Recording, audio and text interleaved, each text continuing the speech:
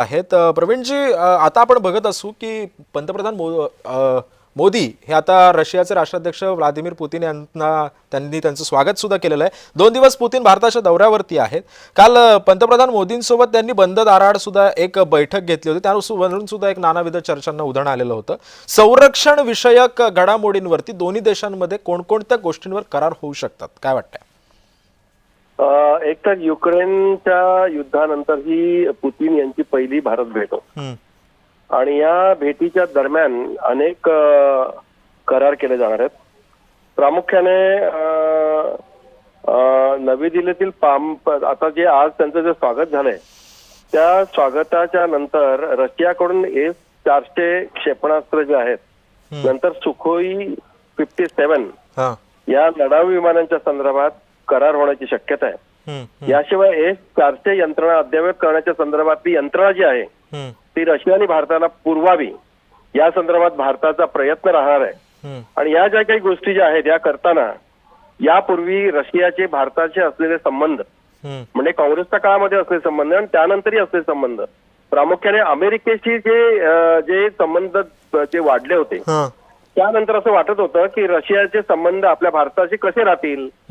पण याही परिस्थितीमध्ये तेल खरेदीचा विषय असो किंवा आपल्याकडे त्या तेल खरेदीच्या नंतर अमेरिकेने आणलेले काही बंधनं असतील, या पार्श्वभूमीवर पुतिन यांची भेट अतिशय महत्वाची आहे। आणि अमेरिकेला आपण ज्या पद्धतीने ठोकरलंय, ज्या पद्धतीने या गोष्टी ज्या आहेत त्या अमेरिकेच्या ज्या आपण अस्वीकार केल्या, हे लक्षात घेता संरक्षण विषयक ज्या काही बाबी आहेत, जसे यापूर्वी संरक्षण विषयक सगळ्या बाबी प्रामुख्याने रशियाकडून आपल्याला पुरवल्या जात होत्या, त्या तशाच सुरू राहाव्यात यासाठी भारत देशाचा प्रामुख्याने प्रयत्न राहणार आहे।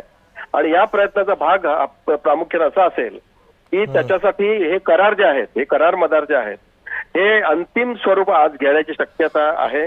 आणि हे जर झालं तर रशिया एक आपल्या बरोबर असलेला पूर्वीप्रमाणेच एक चांगला दृढ संबंध असलेला देश आपल्याची सलगी ठेवून राहील, हे असं म्हणजे चांगले एक लक्षणं दिसू लागलेत।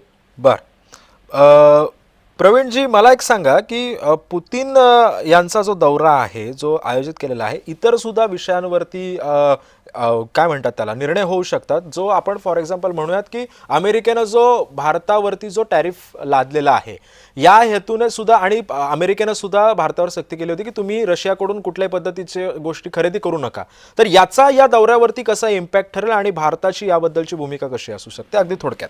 त्यापूर्वी तेलाच्या संदर्भात प्रामुख्यानं क्रूड तेल जे आहे आपण जे भारत घेतो रशियाकडून, ते घेतल्यानंतर अमेरिकेने ज्या पद्धतीची बंधनं आपल्यावर टाकली होती, टेरिफ लादलं होतं, या टेरिफच्या पार्श्वभूमीवर भारतामध्ये एक वेगळं वातावरण निर्माण झालं होतं। पण पुतिन यांच्या दौऱ्यामुळे अमेरिकेला आम्ही कुठल्याही परिस्थितीमध्ये हे जरी अमेरिकेने जरी भारतावर जर लादलंय, जर का टेरिफ जरी तरी रशिया पूर्णपणे तुमच्या बरोबर आहे हे दाखवणारी ही भेट आहे।